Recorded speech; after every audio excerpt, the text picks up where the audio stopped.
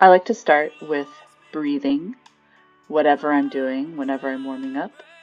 Just take your feet wide apart, just breathing in through my nose and out through my mouth, and arriving in whatever space I happen to be in. I start to just make that breath bigger, take my legs wider.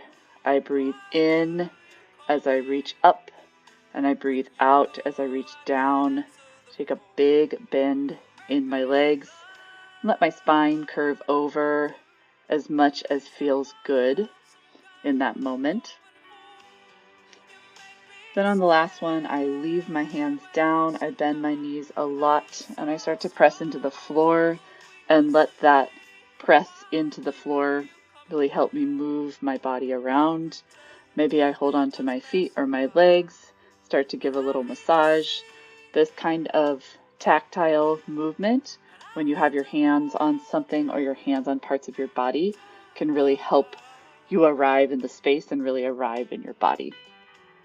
Roll your feet together and then roll your body up slowly, moving through your spine.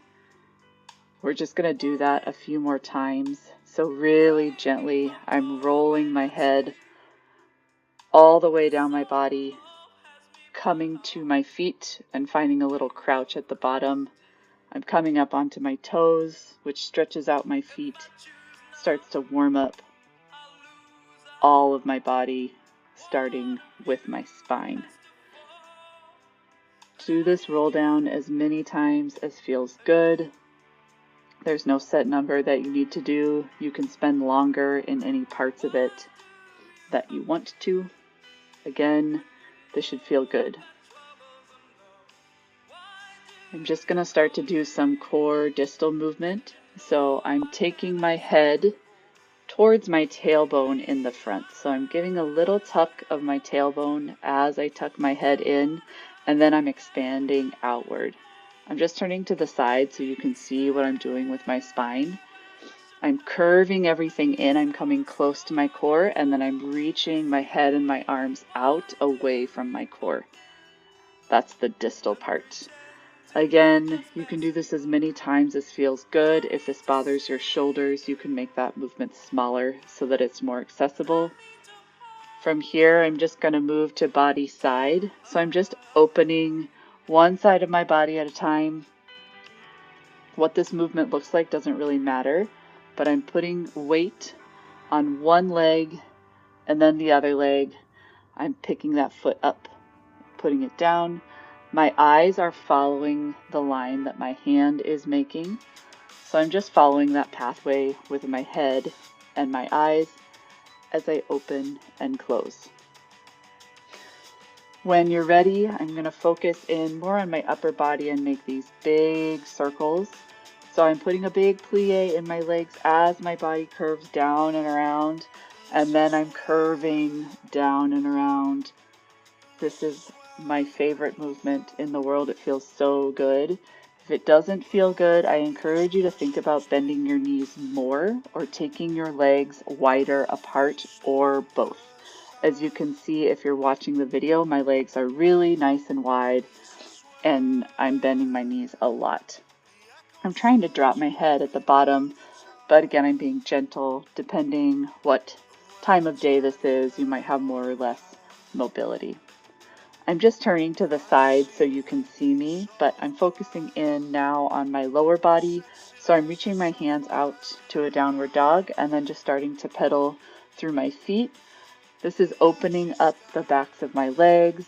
I'm opening up through my feet. You can see that I'm moving my spine, the top of my spine a little bit because that feels good. No right or wrong way to do this.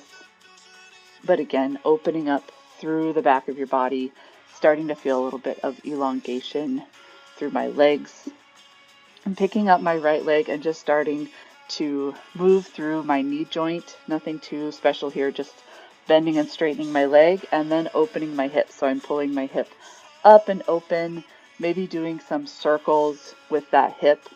If this is hard on your hands or it just doesn't feel good, it feels like too much strain in your body, you can come down to your hands and knees. So I'm showing that here.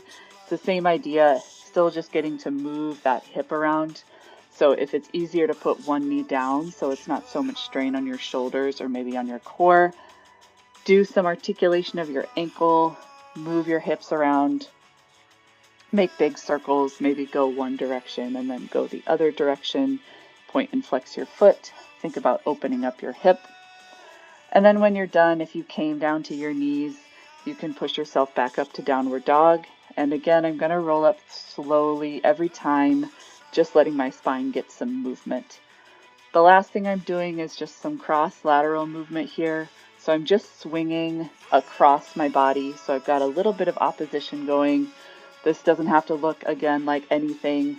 You can swing without picking your knees up if that feels better, but I am crossing my midline with my arms or with my legs. And then the last thing I'm doing is just warming up my vestibular system. This is the system that keeps us on balance, and it's also the system that helps us if we become off balance, which is important to warm up before dance. So I'm just kind of imagining that I'm a piece of seaweed. My feet are attached to the sea floor there, and my head is just moving around and my spine is following it. I have my eyes closed because I feel pretty comfortable with this level of kind of vestibular motion. I don't get too dizzy, but work with where you're at. You might feel really dizzy, or you might feel like you can push it a little bit. And then I always take a moment to just find some stillness and notice if there's anything else I need to attend to.